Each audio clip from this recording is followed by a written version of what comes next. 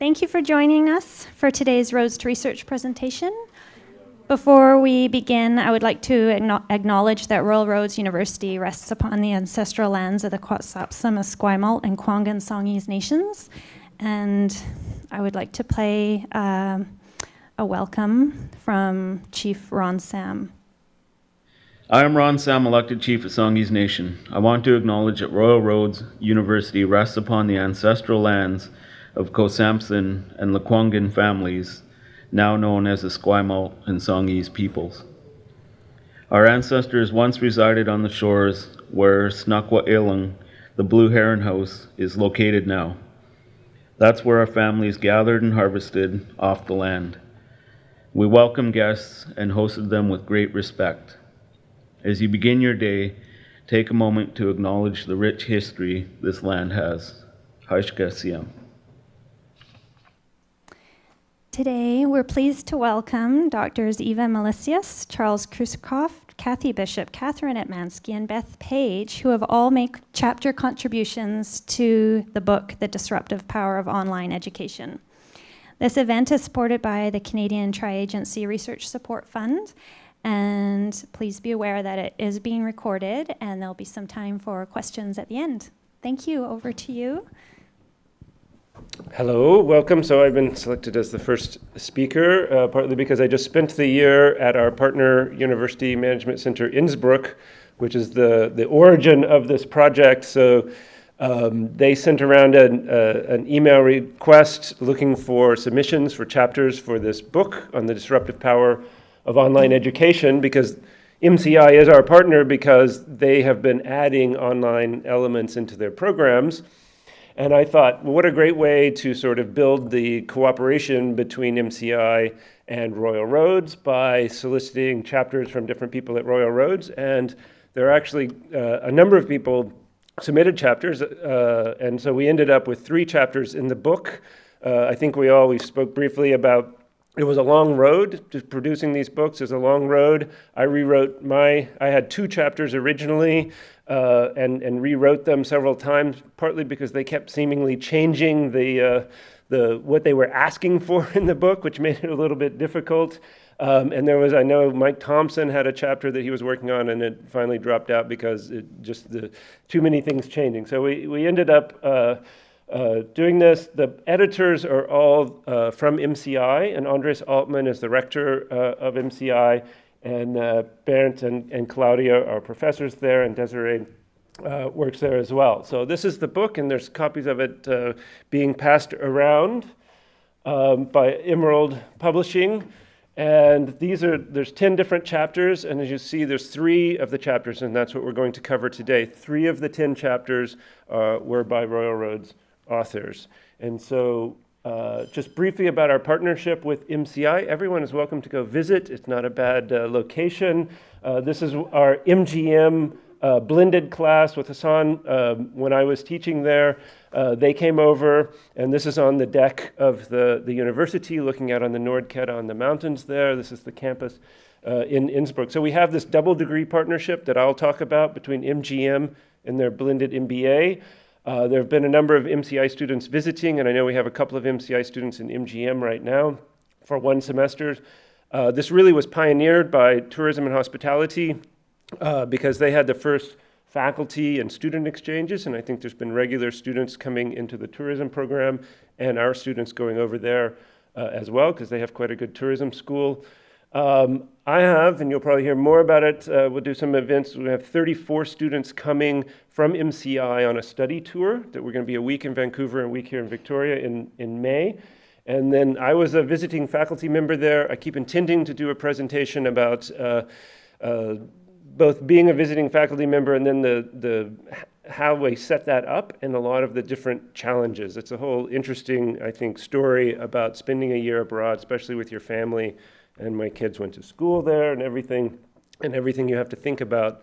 But I welcome anyone who's interested in doing that at MCI or another school. I'm happy to talk with you about that whole process of going abroad and being a visiting faculty. And I was full-time faculty member at Royal Roads as well while I was there. And we can talk about that pros and cons, 2 jobs, but you get to maintain your Canadian status as well. So my chapter really evolved out of this partnership we have that got established because MCI was creating an online blended MBA program, and they were looking for a partner to think about creating a double degree, a dual degree program with their MBA blended program. And we said, perfect, we are creating our MGM blended program at the same time. Let's create a double degree that's a blended to blended master's program. And as far as I can tell, and I have looked and looked and looked, and if anyone knows of one, tell me, but this is the first one that I know of in the world. And as I looked into this, and I'm glad they kept pushing me on the chapter, because at first the chapter was more just descriptive about the program and some of the aspects of the program, but they kept pushing me saying, okay, how can we generalize this? How can we talk about it? And it made me read a lot more about cross-border online education. And the first thing you learn when you start looking at that is there is virtually no cross-border online education, which is interesting. We all think of the internet and the possibilities, but less than 1% of students actually enroll in a course online for an institution that's outside their home country. And there's lots of reasons for that. There's barriers, there's language barriers, there's barriers to recognition and other things. But you know, the MBA program here that I'm working with now, we've had one international student in the last couple of years that I know of. All the rest of the students are domestic students. People don't enroll in these cross-border things. And looking at the other piece that I looked at a lot was internationalization strategies for universities, and the fact that this online component is not usually included, and most internationalization strategies are around, okay, go do a semester abroad, different kinds of exchanges that really exclude our students at Royal Roads. And I struggled a long time thinking about how can we include our students in their working environments, blended students in international education. So my idea was, let's create this dual double degree for blended to blended. And the way the structure works is basically the students in our blended MGM, this is optional program. They pay a bit more in tuition to do the 2 degrees. I won't go too much into all the details there, but basically they do our first residency, they do online classes, and then they go do the residency at the partner university, and then do online classes for a year with the partner university. They write a thesis, and they have fulfilled the requirements, about 75% of the requirements for both institutions, and what they haven't done at the home institution, they've done abroad, and they transfer the credits back. They get the Royal Roads degree, they get the MCI degree. And so then we have students coming. We've had more students go abroad, so we've had about 5 students each year from our cohort of 20, so it's quite a significant group who've been going to MCI and doing their program. And we just had 2 students from MCI come to Royal Roads to do the MGM, to start the MGM process. So we've had a few over the years from MCI as well. So this partnership, I say, has a number of advantages, and it really allows students who are in these blended programs a way to gain exposure to international education in a sustained way that they otherwise wouldn't be able to access. So they're all working full-time. They can't spend a long period of time abroad. I take students on short study tours, but one of the big advantages of this is it's not just a 1-week study tour abroad or a short-term exchange with another university. It's that the students actually enroll in a program and have to take a program with the students of the foreign university. And first there's the whole cultural process of enrolling and being in that university. And then there's the classes, the teachers, the learning at the other university is a international experience that they otherwise wouldn't do. And they can do it, most of it, from home in Canada. Within the programs, it adds advantages because it adds new courses. You can offer basically new specializations by targeting who you partner with, new options. As I say, our students, down here, it's in terms of recruitment, it's one of the main reasons students come in our program because they say, wow, well, this is really interesting. I can do both degrees. This is something I'm looking at and thinking about before I even come in the MGM. All the students gain by having the 2 international students come into our MGM cohort. It adds a whole new element for everyone in the cohort, right? Having the 5 Canadian students in the MCI program adds something new for them. So it's something that everyone in the program, it's not just the students who participate. This piece on the 21st century learning, I think, is really, really important around, I hear from employers and they talk about, that so you're BMW and you have a plant in South Carolina and you have a design team that may be in China or in India or in Bavaria, and we're trying to figure out how can we get all of these people working together online as teams on projects. And I think that's something that Royal Roads hasn't explored enough, to think about how we have some expertise in team building, we have expertise in online education. How can we deliberately partner with international companies and institutions to emphasize that as a key skill in the global marketplace today? So working cross-border, online, and in person. Administratively, it's relatively easy for the program because you're not doing anything different. You're just offering your program and you have new students coming in.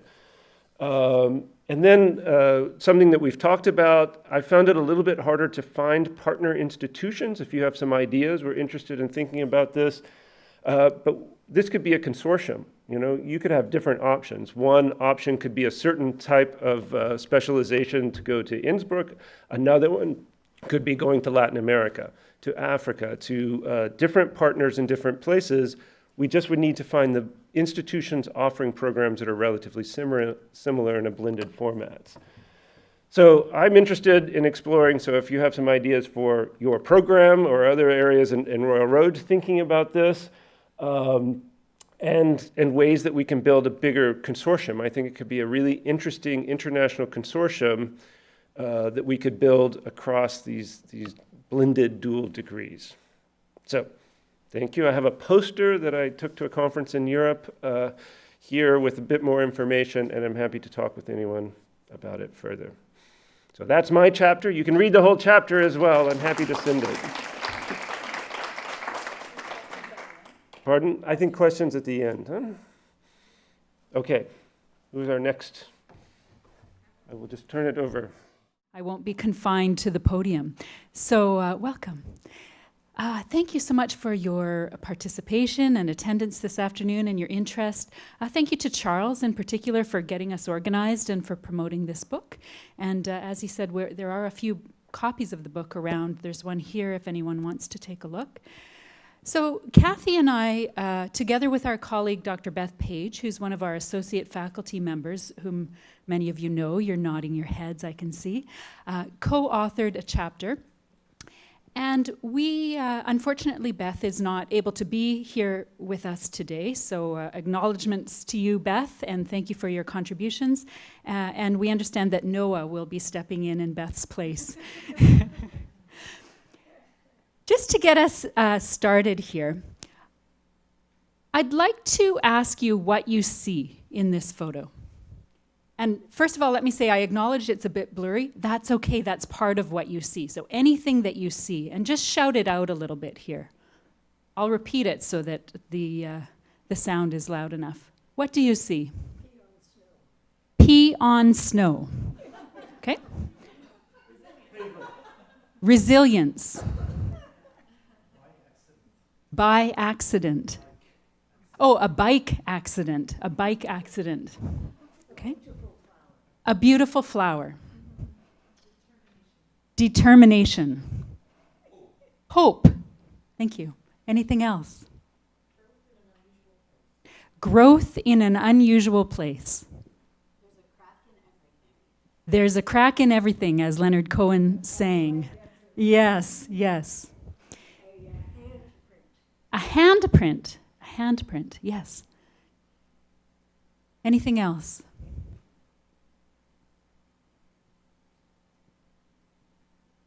So our chapter, if I'm remembering correctly, is called Engagement in Online Learning, it's not all about faculty, exclamation mark. And we're curious about not only the role that faculty play, but also the role that students themselves play in supporting an engaged online environment. So given that here at Royal Roads University, we have a learning, teaching, and research model that promotes an engaged approach to learning and teaching and research, given what you've just told me that you see in this photo, there's a crack in everything, pee on snow, a handprint, a bike accident, resilience, hope. So, you all heard many of the other ones. Welcome, hello. Come on in. I'd like you to think for a moment about your role, your particular role in the university in engaging students in online learning. And then with that lens, symbolically, how might some of the things that you've now said, that you've articulated that you see here, how does that apply to how we engage our students in online learning here? Some of them may apply more than others, eh, Leslie? What does resilience or determination, for example, for some of our learners mean in an online environment? Work-life study balance. Yes, many adult learners who are trying to figure out, and including the life, they're trying to figure out how to be parents, how to work, how to be engaged in their online classrooms all at the same time. That takes a lot of perseverance, determination, and a little bit of hope and faith in there too, that they're actually going to be able to do it. What about there's a crack in everything? What does that mean? Do our students fall through the cracks sometimes? And who's the community that helps to make sure that they don't? It's not only us, is it? It's the cohort model that we draw from as well. The students make relationships with one another. Of course, we have wonderful student services, wonderful program staff. Many, many of us are working, and yet it's the relationships with one another that help as well, isn't it? Anything else? Any other symbolic connections? Yes, Pedro. Using hope, it doesn't matter how hard it might look, there's always a way. It doesn't, yes. It doesn't matter how hard it might look. When they first open that Moodle site and they say, oh my goodness, what does this even mean as a learning environment? There's a bit of hope there that they're going to be able to get through. Thank you. Anyone else? Well, there is a really steep learning curve. They always are finding it challenging at the very beginning, but they really do blossom. And I love that when they write back and say they made it. They're so happy. Yeah, so just to reiterate, there's a steep learning curve at the outset, but many of them do make it, the majority of them do make it, and they really start to blossom, and we get to witness that and hear their feedback when they write back to us at the end. Lovely, yes, yes. Anything else? A bike accident. Accidents happen sometimes, right? What else, Teresa? I was just thinking about the cracks appearing, and students often have plans for how their programs are going to go, and at some point there's going to be a crack. And kind of normalizing that for students and saying it's okay that it's cracking. That's supposed to happen, and then that's where the learning and the growth happens after that. Yes, exactly. So just to reiterate, students have a plan, they think they've got their lives organized, they come in, and then the cracks start to appear. And you do such a beautiful job with your imposter syndrome video or audio recording, for example, just to normalize that for students so they understand it's normal, life happens, it's okay, you've got a community of support here. Yes, Leslie. This is also a crack in post-secondary education. And it's a crack that our students can climb through and obtain degrees when normally they couldn't, because they couldn't attend the university full-time because of familial or community obligations. Beautiful, yes. So a crack in post-secondary education in general that, in a sense, we're filling here at Royal Roads or with other online universities because we allow access to post-secondary to students who wouldn't otherwise have access. That's great. Thank you so much. One more, or is that enough to sort of get a sense of where we're going here? Yes, Niels, of course. So this is actually beauty among what looks like potentially a very arid, unhospitable plain. Beauty in an arid, unhospitable plain, Right. yes. But- And how does that relate to learning? Well, because I think for the plant that's actually made it its home, our students similarly make what it potentially initially seems like totally formidable into something that they thrive in. Yes. So students can convert this environment into something that they thrive in, just as the flower did. Thank you so much, Niels. Beautiful, wonderful comments. And there are probably just as many interpretations as there are of us in the room, and we probably could brainstorm multiple interpretations for all of us. Hi. So my intention here in opening with this, or our joint intention between Kathy and I, and also Beth Page, is to demonstrate a couple of things. One, because of the title of our chapter, we're wanting to demonstrate that part of the disruption that we're creating in an online learning setting is that many students come in with that top-down, instructor-centric mentality about learning. And so part of what we do, what all of us in this room do at Royal Roads, is we have to start to unpack that a little bit and demonstrate that, yes, of course we want to hire faculty and associate faculty who have expert knowledge, who have content knowledge.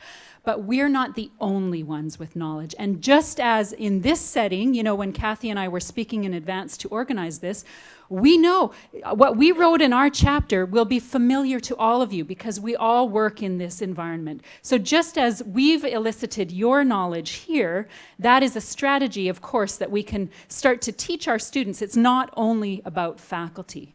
And in addition to that, because we're dealing with adult learners who come in with all kinds of expertise, as many of you know, one of the principles of adult learning is to find out what people know and to bring their knowledge to bear in the classroom. And of course, that's part of our strategy at Royal Roads University. And in addition to that, what our chapter speaks about in particular, and what Kathy will expand upon a little bit here, is that with us specifically, we're curious about these creative methods, like this simple photo. How can we invite people to participate and engage in a way that isn't only through discussion forums and words? Can we invite people to think creatively or symbolically? We're going to have a beautiful example through Eva when she comes back as well about videos, many, many different ways that we can engage people beyond simply the written word. And so those are a few introductory comments. I'll pass it over to my friend and colleague here, Kathy Bishop. Great. So sort of continuing on with Catherine, around creativity. MacLeod talks about that there's different ways of knowing. And so, you know, one of them is through text, but other ways of knowing is through visuals, through images, through sound. And as a result, this is how, yeah, sound perfect, on cue, as Beth is being channeled through Noah, is a way to sort of go deeper with that then is to invite students with that creativity. And so in our chapter, as you heard from our title, you know, there's disruption in there, there's engagement in there. So you'll see that we've weaved in the concepts of not only disruption and engagement, but also communities of belonging, and also having omnidirectional mentorship.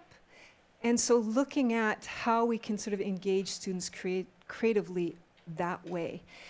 And so we offer engagement strategies through some of the foundations that we all know here in the room because of the learning and teaching model, where we have 4 specifically, which is weekly forums. So everybody sort of knows those weekly forums. And in those weekly forums, we'll use different types to elicit different things. Now there is, as Catherine said, we'll post maybe a photograph and ask students to sort of comment on that photograph.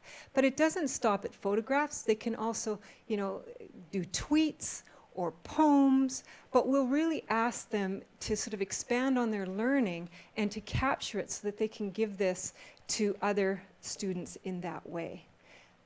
With other types of forums that we'll also use is a Q&A form. And what's great about this, just having a question and answer form, is this is a way that students can post any questions that they have. And it's just sort of open anytime that they have it. But what we found is that often students will respond to each other before faculty necessarily gets to it, which reinforces the idea of omnidirectional mentorship and also the feeling of belonging, because in this way, students say, oh, I had that question, but I didn't want to ask it, or I was thinking that too. And so they all have this sort of immediate connection in terms of that. Another forum that we use within the MA Leadership Program is a learning community forum. And that forum is sort of an informal community where people can share their own learning. And so in that process, students will post whatever they would like to do. So it's not all about faculty, and yet faculty still has a role. And so often I will engage in that faculty forum for our first residency students right off the bat, and I'll post a video, Derek Redmond's video. Have people ever seen Derek Redmond's video? Well, hold on to your seats, because you're going to see it in just a moment. And the reason why I do that is I want to make explicit some of the things that we know behind the scenes or that are implicit. And in this way, we often tell the students to trust the process, and yet it's really important sometimes for them to understand the process. So when I talk about my role as a faculty member for them, again, to sort of disrupt some of those common conceptions that they have, I talk about how I wait in the wings, you know, that I'm present, I'm here, and this is about us cultivating a community. And so what I'll do is I'll show this video, and then I'll ask the question, what does this say about me as a faculty member if you watch it with that view? So, Vanessa, if you could just...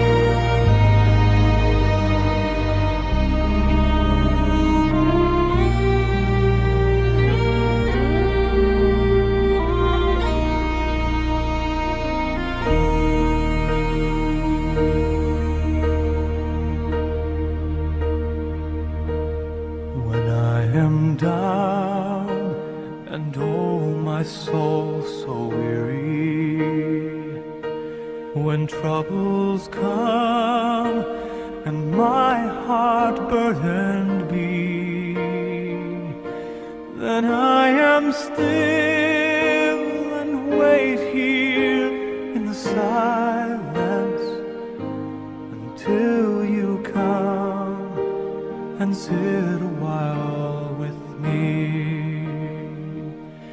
You raise me up so I can stand on mountains.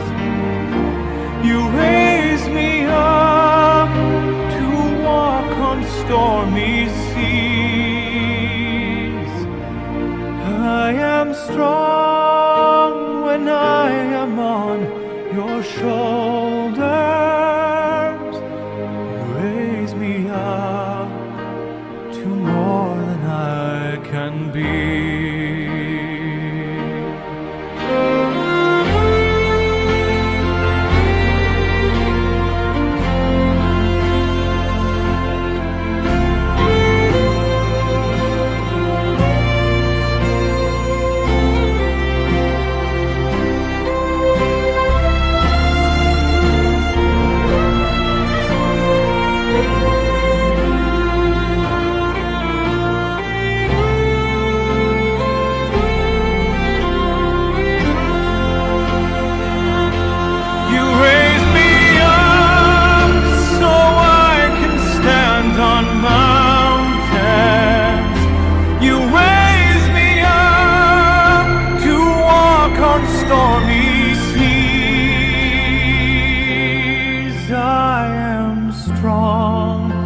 When I am on your shoulders, you raise me up to more than I can be.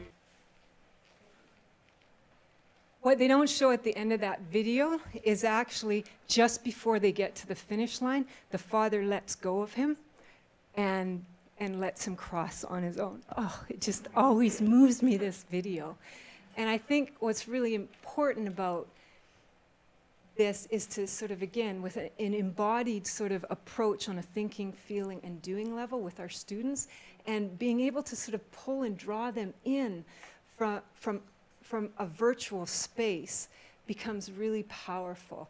And it just opens us to have these dialogues that's fully arranged, and I'll center those through leadership competencies in terms of, supporting each other. When do we let go? When do we come through? When as leaders do we say, and break through barriers? And so the dialogue just fosters that and enables us to disrupt.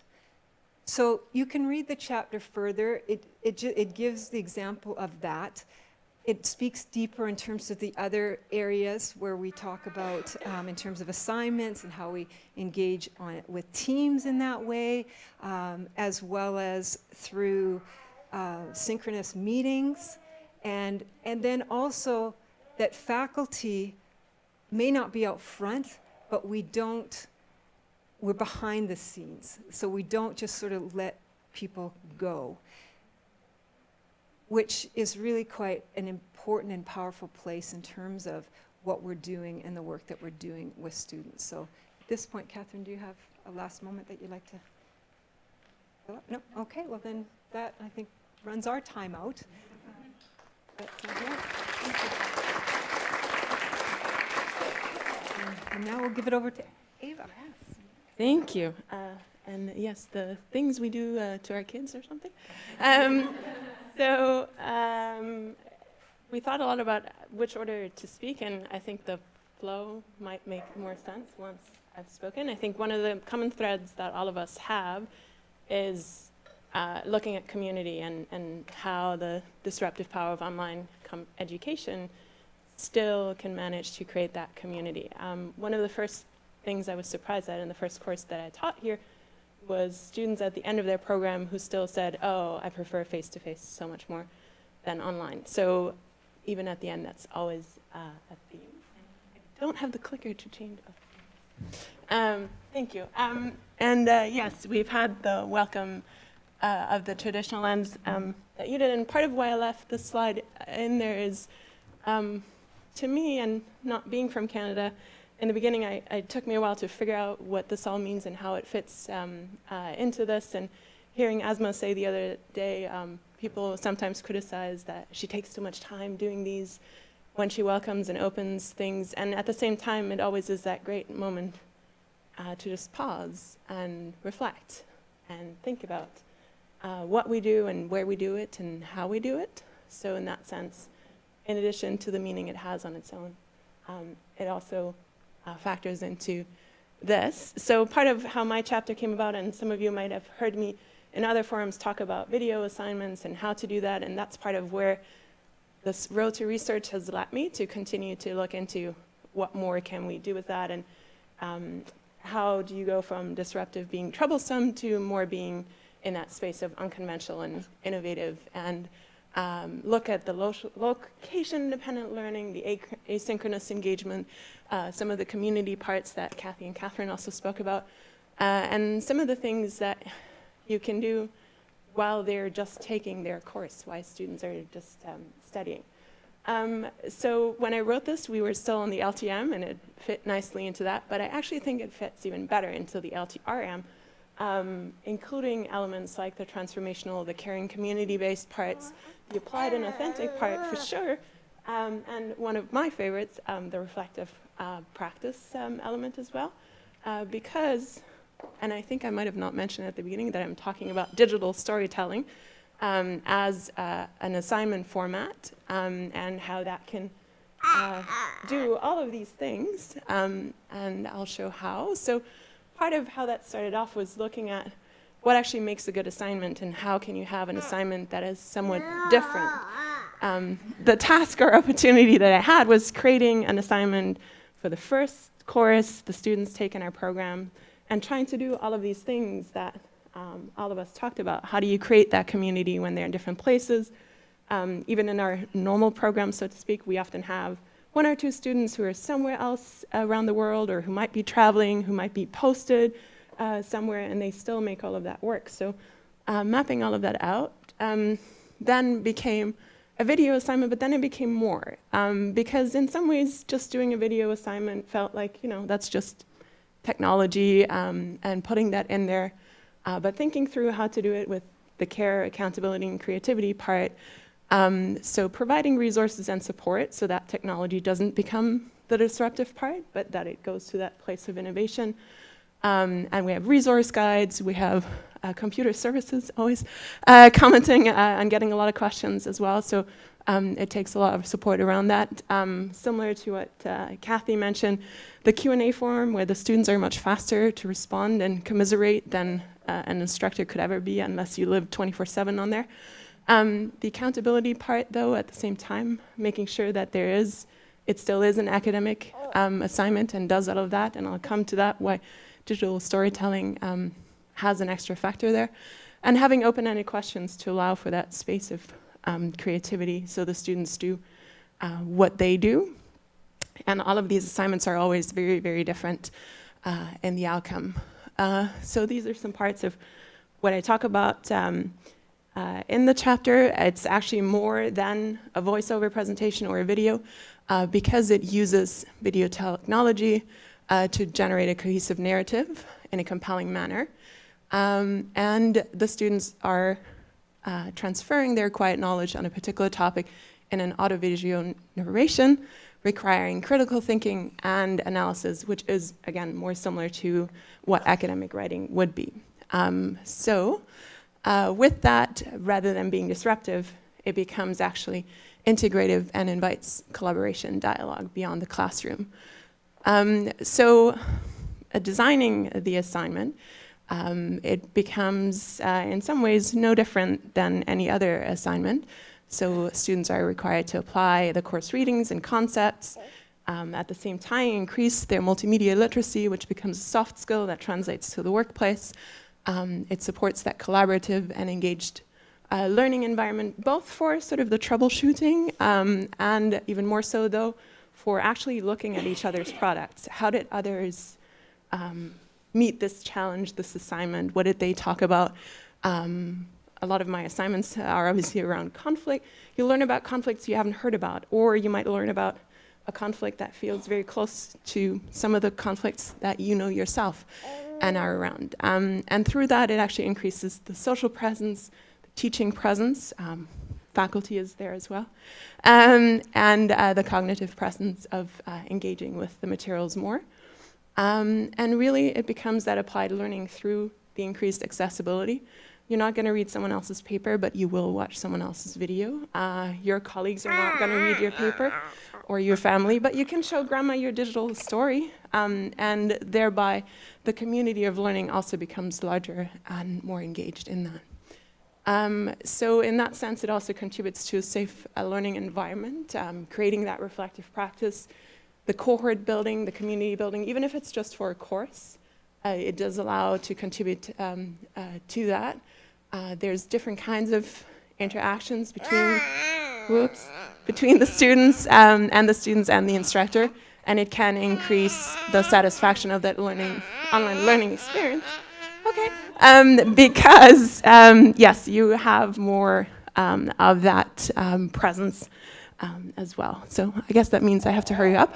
So I talk about two different examples in the chapter. One is in the conflict analysis and management program, and again, it has quite evolved from the first couple of times that I've talked about it, because at the time it was really more an experiment. Don't tell the students that. And then it was very much in collaboration with my CTED ID at the time, Amanda Coolidge. And then it sort of evolved into being much more deliberate and planned out. So the assignment itself has changed, and I've moved to the digital storytelling format as well. The students still provide that mixture of personal background to speaking to their motivation. The content knowledge, the deadline is 2 weeks into their program, so they haven't really read a lot, but what they know at that point. And then addressing their expectations for the program. So in that sense, I'm blending sort of an introduction element as well, again, feeding into the cohort building, to that academic element of writing your first paper, first assignment. And there's that element of disruption as well. Some of our, or many of our students take the academic writing course and they feel all ready to write a paper and then they have to do a video. So again, all of these things sort of help shaking things up and sort of stretching the comfort zone without dropping too much on there. I also do a similar assignment in a global leadership course that I teach. That there it's not at the beginning, but throughout the program they're already encouraged using other formats. So, and here it's optional for them to do. They don't usually hesitate as much. And I've noticed putting the presentation together since writing this, I've also moved on to actually making it part of their team assignment and the presentation that they do. So they identify a community and conflict and come up with options of addressing that. And as their team assignment, they pull together a clip that they could show the community to outline what their challenges are and how they're proposing to work with them. They've done anything from trying to convince, I think it was Calgary, to get an NHL team, to working with child soldiers, working with drug addiction, and a city organizing volunteers. So even as a team assignment, it can work. I thought that would mean one person does the clip, and it actually doesn't. So they find different ways of collaborating in that as well. So that's kind of the summary. I notice I am running out of time too. So it really looks at the element of presence, the learning, engagement, and retention as well. Even for myself, I might not remember a face necessarily of a student, but I will often remember the sense of their video clip or digital conflict story or sort of something they shared within that. So in that sense, on the one hand, it's disruptive. On the other hand, it's actually quite long-lasting and goes into that element of transformative teaching and learning as well. So that's really the end. And if we have a minute, I can show you the beginning, at least, of a video assignment. And that's also where it comes back to traditional ways of being and knowing. It actually is an element of storytelling. And this student, who is actually who was in residency just last month, allowed me to share her clip. So if we just can see that. She is Métis and she speaks about that in there. And yep, that's, if you can just pull it to the beginning. Oh. And they're about 3 to 4 minutes long, but I'll just show you the beginning to get an idea of what they do.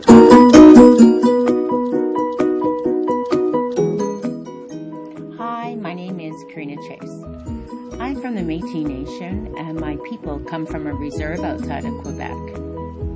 On my Scottish side, they come from a community outside of Calgary, Alberta. I work in Aboriginal education in Burnaby as a counselor, and I am a mother to an amazing adolescent boy. Growing up, Métis had its own challenges, and I never understood until much later in my life. My mother's family history is weaved with threads of intergenerational trauma. Doge states in the Handbook of Conflict Resolution, Theory and Practice, page 41, cultural imperialism involves the universalization of dominant groups, experience, and cultures, establishing it as its norm. Colonization and residential school brought cultural genocide to my Métis people. Cultural imperialism is a force on a culture of less powerful people, and it is responsible for the breakdown of the Métis culture, losing its language, its I know I'm doing something I'm not supposed to do and cut it short. It is part of the interest of time, but what you see even in just this beginning is that you get a sense of the person that is presenting this information. She draws a larger picture as well, speaking to her motivation for studying conflict analysis and management. And at the same time there, I know the sound wasn't too loud, but she also actually quotes from the readings and provides a reference and all of that. So blending all of those elements as well. There are 2 more minutes, but we also did want to leave some space for questions and answers. So I don't want to show the rest, but if any of you are interested, we can watch the end once we've wrapped up the session. But with that, I end my part, and maybe all of you can come back, and we'll open the floor to questions.